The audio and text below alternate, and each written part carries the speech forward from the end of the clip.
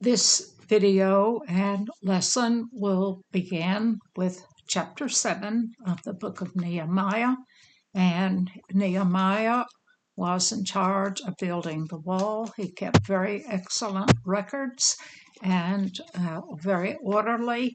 And at the beginning of chapter 7, the wall is finished and a watch has been set. Nehemiah 7, verse 1, and it reads, "Now it came to pass when the wall was built, and I had set up the doors, and the porters, and the singers, and the Levites were appointed."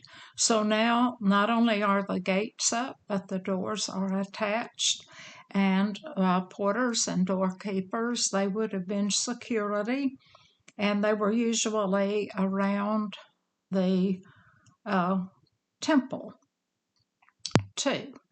That I gave my brother Hanani and Hananiah, the ruler of the palace, charge over Jerusalem, for he was a faithful man and feared God above many. Now this is his actual biological brother, and he came in with Nehemiah, and he is going to be given charge. 3. And I said unto them, these two, let not the gates of Jerusalem be opened until the sun be hot, and while they stand by, let them shut the doors and bar them, and appoint watches of the inhabitants of Jerusalem, every one in his watch, and every one to be over against his house. Okay, now we are not going to open up the gates until the sun is way up and hot. It will be barred, and there will be watchmen, and persons are required to be on watch around their own homes. 4. Now the city was large and great, but the people were few therein, and the houses were not builded. Now they had some houses because back in earlier chapters we learned that there was a hiatus in the wall building, but they got quite busy building a house for themselves, but yet there are not many houses out there available. Bollinger indicates that this book was before Ezra, but we learned that they had been reproached, as I said in an earlier chapter, for building on their own homes instead of the temple. 5. And my God put into mine heart to gather together the nobles and the rulers and the people, that they might be reckoned by genealogy. And I found a register of the genealogy of them which came up at the first, and found written therein. Now we're going to have quite a bit of genealogy. Genealogy is important. It is how we get the key of David, how we know that Jesus came through from David. And the genealogy is important here because it gives all a clear version and record of who built what and what did they do. Now, these are the children of the province that went up out of the captivity of those that had been carried away, whom Nebuchadnezzar, the king of Babylon, had carried away, and came again to Jerusalem and to Judah, every one into his city. So he is going to give you a vision of all of these persons who would have been in that pilgrimage out of Babylon. Now it said that the gates would be closed back in verse 3, Now there was such a thing as a needle gate. It's a very small gate that could be opened in the night if porters so chose, and it was so small that a camel or a donkey had to be unloaded, and a person walked through, and the camel went through on its knees. And Jesus speaks of the needle gate when he says that it would be as difficult as for a rich man to enter heaven as a camel to get through a needle. Well, he didn't mean a sewing needle, he meant this needle gate, and the camel went through, of course, on its knees. Now we have a great lot of genealogy, which we are not going to read through. I would point out that in verse 46 that we are speaking of Nethinim, and you remember that Nethinim are given ones. They are persons who are not of the house of Israel. They are not priests, but by this time they are acting as priests. Came in originally as some Gibeonites and asked to chop wood and build fires. And 57, if you look at it, the children of Solomon's servants, the children of Sotai, the children of Sophirath, the children of Perida. Now these are foreigners, Saul's servants, who are slipping in, and you are going to see, and it goes throughout, that they will claim to be of Judah and of the tribe of descendants of Abraham. They are not. And when we get down to verse 73, we see that they were all dwelt. So the priests and the Levites and the porters and the singers and some of the people of the Nethinim and all Israel dwelt in their cities. And when the 7th month came, the children of Israel were in their cities. And these were all of those towns in and around Jerusalem. And of course, they are going to celebrate a Feast of Tabernacles and to celebrate their coming out. And it, of course, lists how many horses in the verses above 73. Read it, please, on your own. How many camels, and so forth. And all of the things that they brought into the treasury. Chapter 8. And the people gathered themselves together as one man into the street that was before the water gate, and they spake unto Ezra the scribe to bring the book of the law of Moses, which the Lord had commanded to Israel. Now that street would be an open plaza, and they want to hear the word too. And Ezra the priest brought the law before the congregation, both of men and women, and all that could hear with understanding, upon the first day of the 7th month. The 7th month is Tisri, and it occurs because and I will explain more when we get to the next chapter, it spans part of September and October and actual dates because they use solar and lunar calendars. It could vary.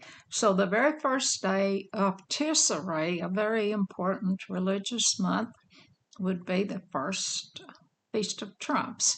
And then on the 10th of Tishrei would be the Day of Atonement, when the high priest went into the Holy of Holies and offered and pled for the forgiveness of the entire nation. And then on the 15th day began a 7-day Feast of Tabernacles, and then called Sukkot in the Hebrew, and then another day on the 8th day following that.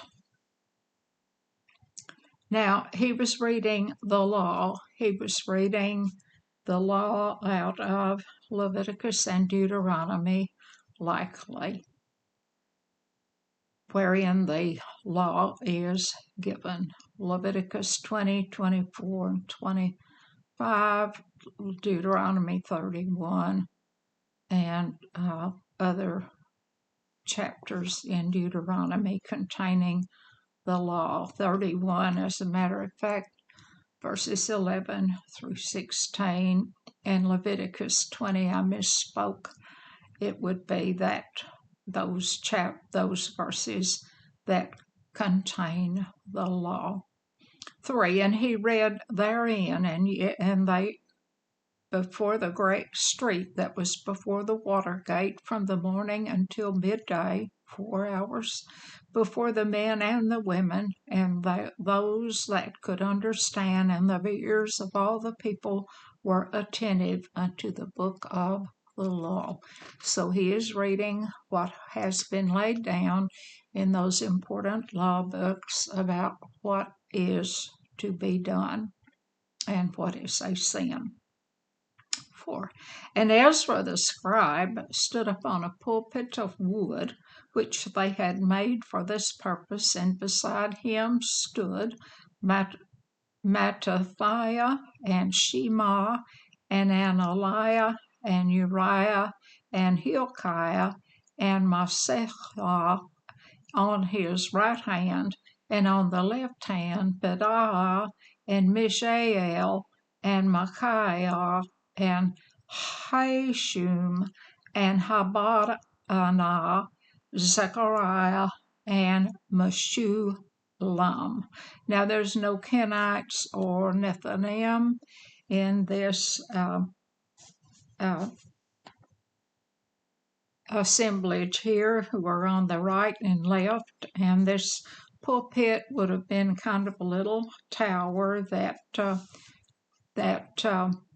elevated him, and there are 13 priests in Ezra, making 14 the number of deliverance. And as I said, no Nakota or Nethinim are mentioned here. These are all Levites. 5. And Ezra opened the book in the sight of all the people, for he was above all the people, and when he opened it, the people stood up. He's on that platform, and they stood. And the book, of course, would have been scrolls and paper, papyrus, or leather, or a combination. And all of them stood out of reverence.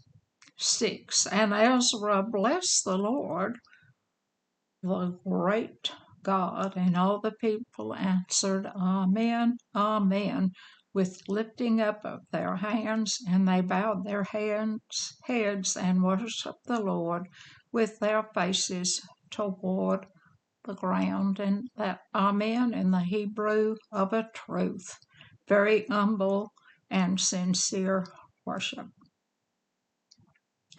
7. And Yeshua and Bani and Sherebiah and Jamin, Akub, Shabbethai, Hodiah, Maaseiah, Kelitha, Azariah, Josabad, Hanan, Peliah, the Levites, caused the people to understand the law, and the people stood in their place.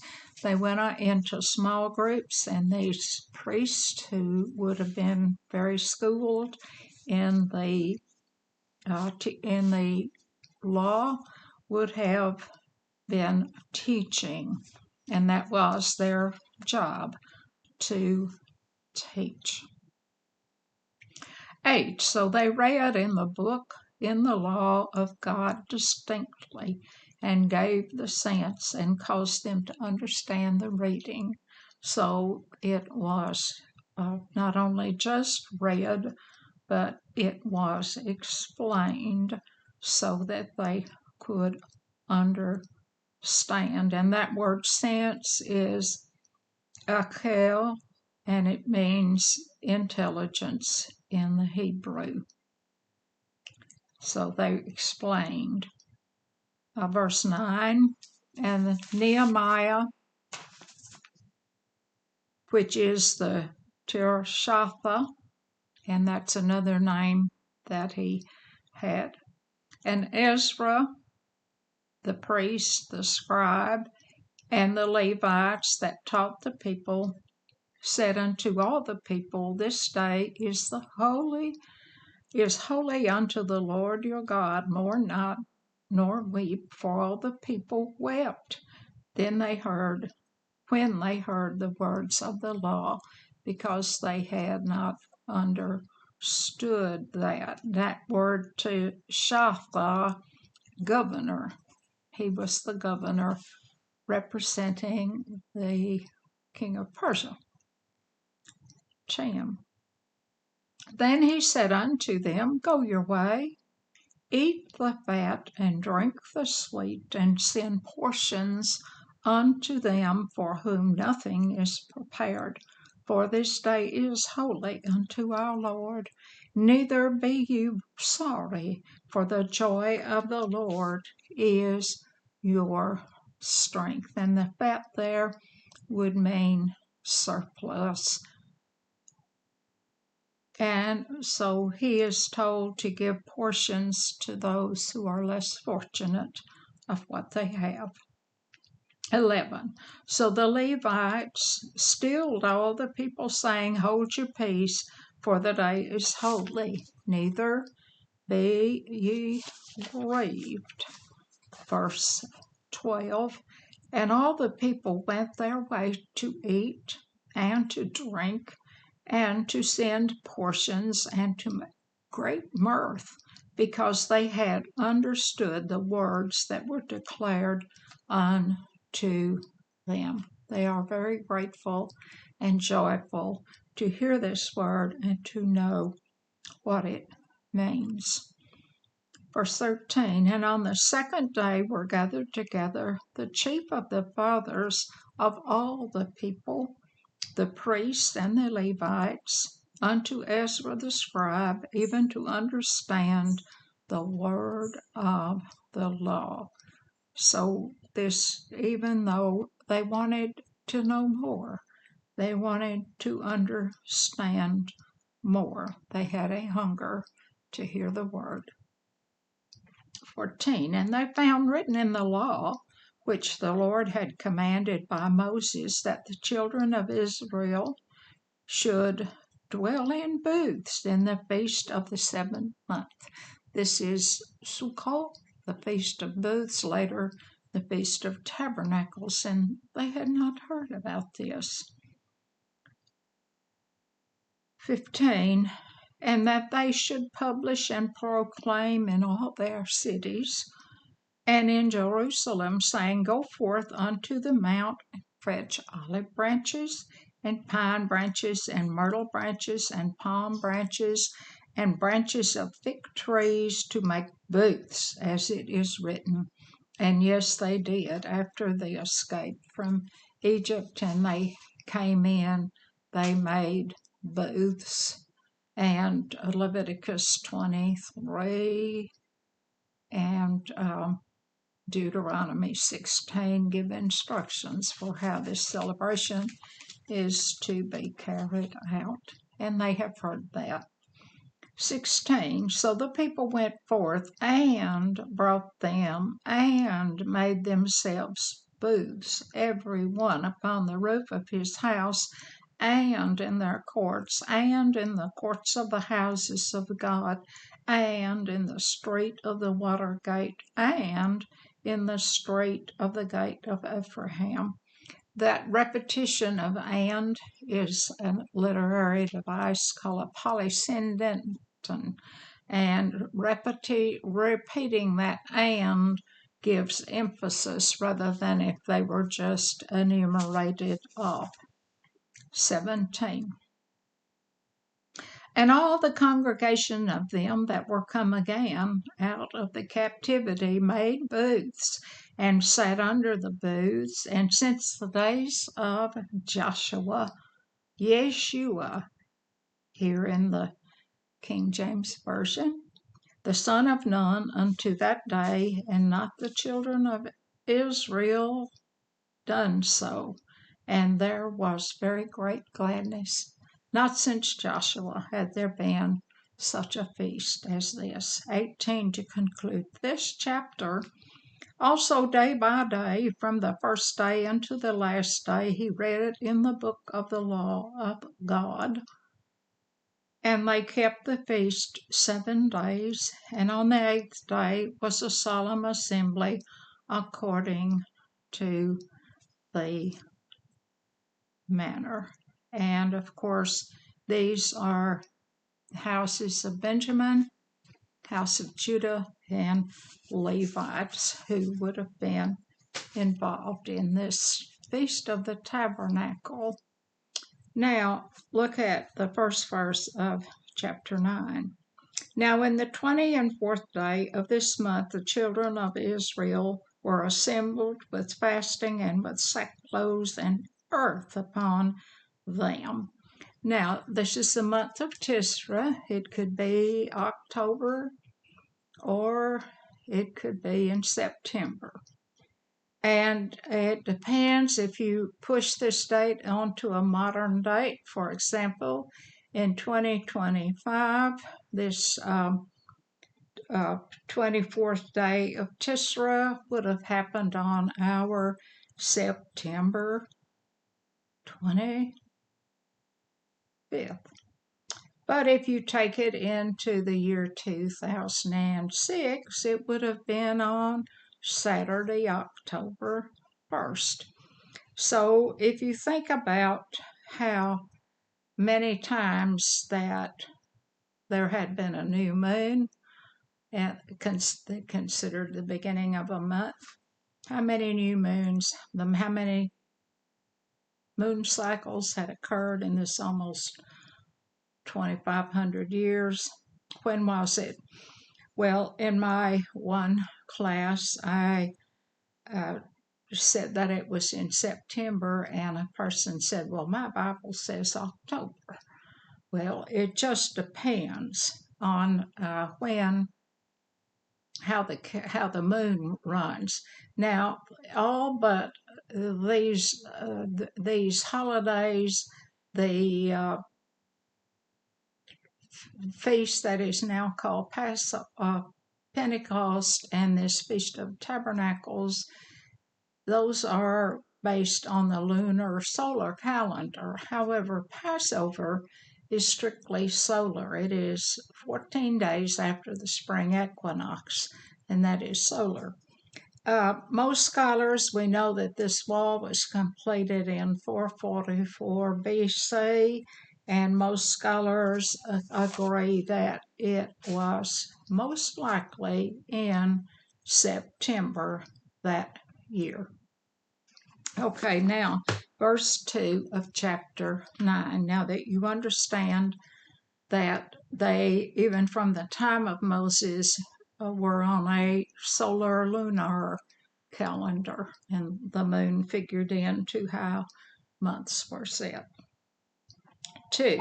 And the seed of Israel separated themselves from all strangers, and stood and confessed their sins and the iniquities of their fathers.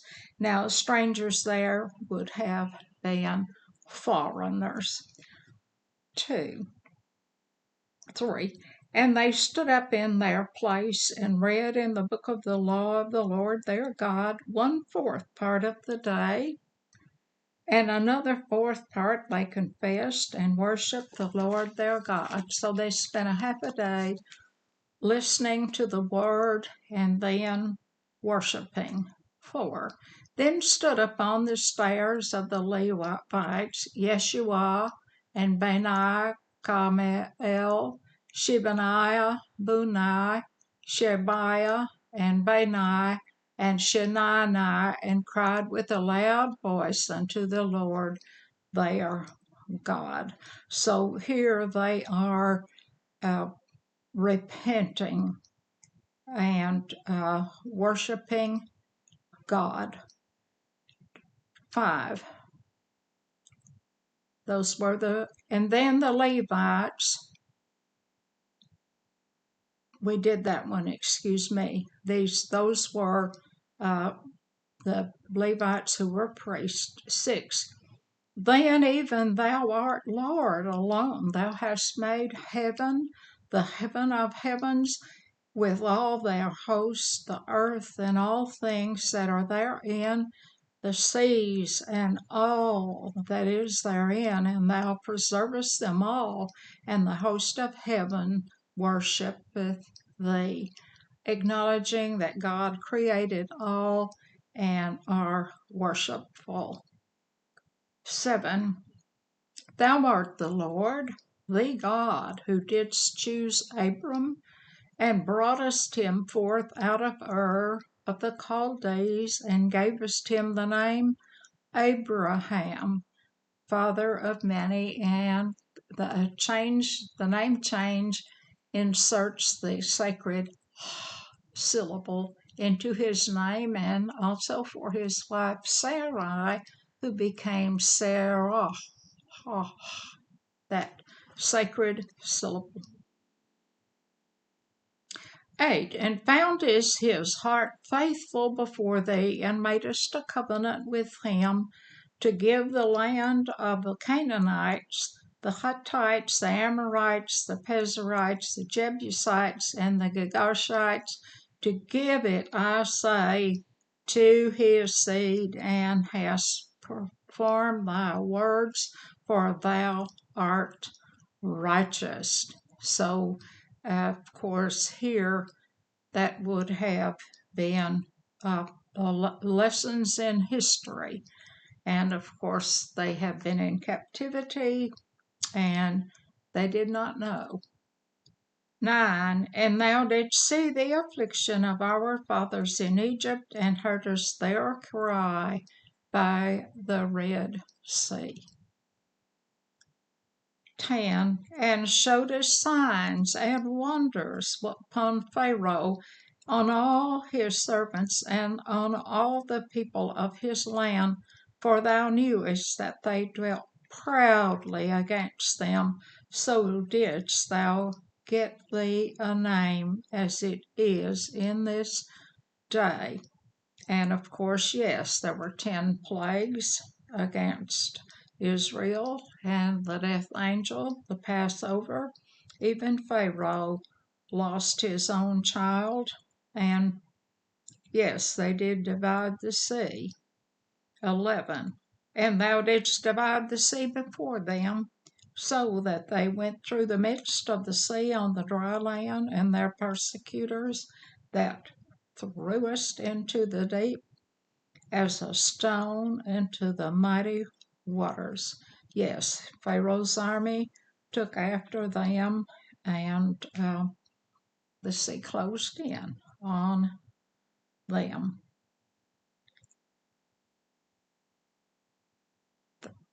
12. Moreover, thou leddest them in the day by a cloudy pillar, and in the night by a pillar of fire, to give them light in the way wherein they should go. And yes, God was with them night and day. 13. Thou camest down upon the Mount Sinai, and spakest with them from heaven, and gavest them right judgment and true laws, good statutes and commandments. Yes, Moses went up and God came down. and they were given, as it says, good statutes. And the law is good. Commandments are good. 14.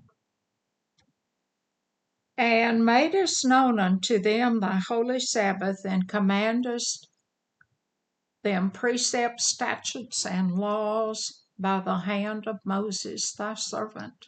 15. And gavest them bread from heaven for their hunger, and broughtest forth water for them out of the rock for thine thirst, and promisest them that they should go in to possess the land which thou wast sworn to give to them. And yes, he did. And Psalm 78 tells us that this food was angels' food that came down from heaven.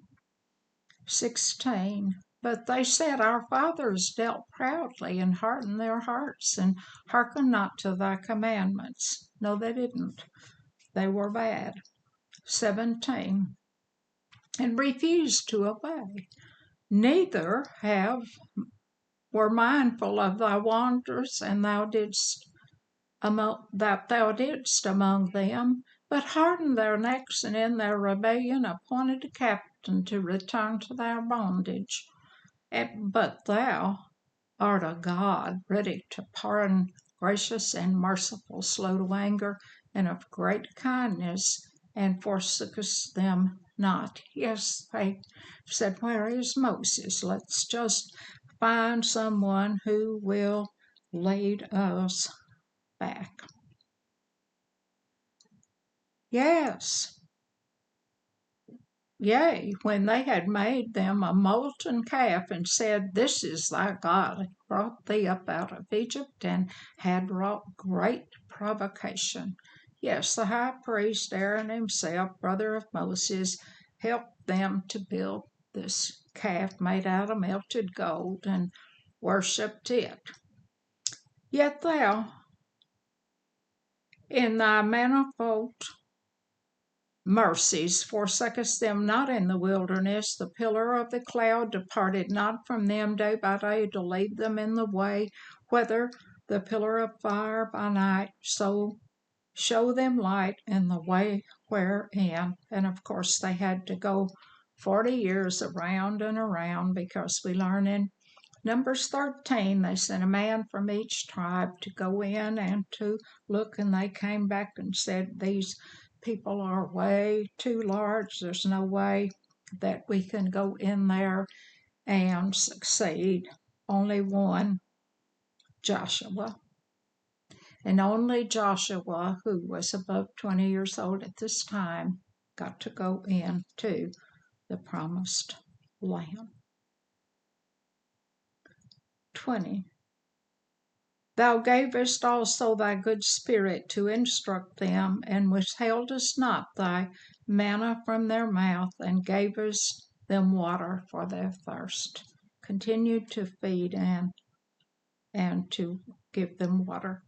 21. Yes, 40 years didst thou sustain them in the wilderness, so that they lacked nothing. Their clothes waxed not old, and their feet swelled not.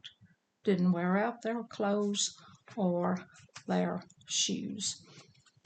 Moreover, thou gavest them kingdoms and nations, and did divide them into corners, so they possessed the land of Sihon, the land of the king of Heshbon, and the land of Og, king of Bashan. These are huge giants, and that was given to them. 23. Their children also multipliedst thou as the stars of heaven, and broughtest them into the land concerning which thou hadst promised to their fathers that they should go in, the promise to Abraham.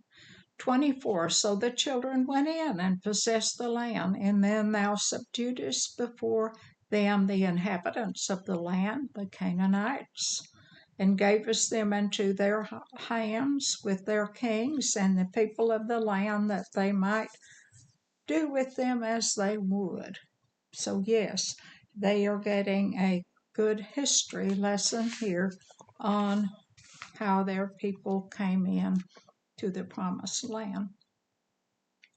And 25, they took strong cities and fat land, possessed houses, all goods, wells digged, vineyards, olive yards, fruit trees in abundance, so they did eat and were filled and became fat or prosperous and delighted themselves in thy great goodness. They went in and found everything laid out by these people who lived in that land. 26, nevertheless, they were disobedient and rebelled against thee, and cast thy law behind their backs, and slew thy prophets which testified against them to turn them to thee, and they wrought great provocations. Yes, they did. Zechariah was slain, and Jezebel, who found herself queen, put a great many prophets to death. 27. Therefore thou deliverest them into a land of their enemies who vexed them, and in the time of their trouble, when they cried unto thee, thou heardest them from heaven, and according to thy manifold mercies, thou gavest them saviors who saved them out of the hand of their enemies. Yes, indeed, they had judges, and they had in time, they had Deborah, they had Samson, and finally we have Jesus. So all sent to help. After they had rest, they did evil before thee. Therefore leftest thou them in the land of their enemies, so that they had the dominion over them. Yet when they returned and cried unto thee, thou heardest them from heaven, and many times didst thou deliver them according to thy mercies. And yes, he did. 29. And testifiedst against them, that thou mightest bring them again unto thy law.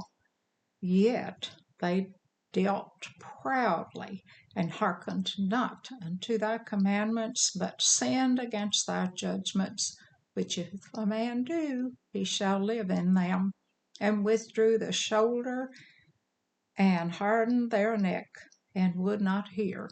Now, the shoulder, that refers to the shoulder of an ox. That shoulder of that ox must be up against the yoke, or it isn't working, and it needs discipline. 30. Yet for many years didst thou forbear them, and testifiedst against them by thy Spirit in thy prophets, yet would they not give ear. Therefore gavest them into the lands of the people of the lands. Nevertheless, for thy great mercies, thou didst not utterly consume them, nor forsake them, for thou art a gracious and merciful God. And yes, he is a good God.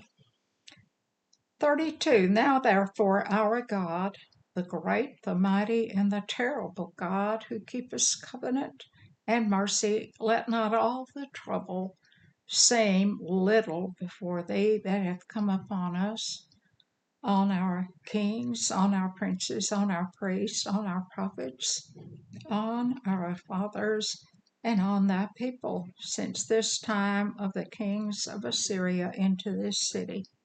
Now, the kings of Assyria took the 10 tribes to the north 200 years before Judah and Benjamin. And here that 70-year captivity is over. 33. Howbeit thou art just in all that is brought upon us, for thou hast done right, and we have done wickedly. They are repentant. Notice that Nehemiah speaks that he counts himself in. He doesn't say, you did wickedly. He said, we did wickedly. Verse 34, neither have our kings, our priests, our fathers kept thy law, nor hearkened unto thy commandments and thy testimonies, wherewith thou didst testify against them. And yes, all. And they became subject in captivity. 36, for they have not served thee in their kingdom, and in thy great goodness and that thou gavest them, and in the large and fat land which thou gavest before them, neither turned they from their wicked works. They did not turn. 36, behold, we are servants this day. Yes, they are. They do not own the land. It is a province of the king of Persia. And for the land that thou gavest unto our fathers to eat the fruit thereof, and the good thereof, behold, we are servants in it. It is not theirs. 37, and if it yieldeth much increase unto the kings whom thou hast set over us because of our sin. Also they have dominion over our bodies and over our cattle at their pleasure, and we are in great distress. We hurt, but we know, Father, why it happened, because of our sin. Notice how they are going to God once they have learned this lesson. They're not saying, why did you do this to us? And now, verse 38 to conclude this chapter. And because of all this, we make a sure covenant and write it, and the princes, Levites, and priests seal it unto you. And then we're going to see, as we progress into the next chapter, all of the persons who signed that covenant. Now, covenant was a very, very serious thing. Making a covenant with God and breaking it was a very, very bad sin. This video has been brought to you as an outreach of both the Essex Methodist Church in Essex, Missouri, and the Crossroads Global Methodist Church in Dexter, Missouri.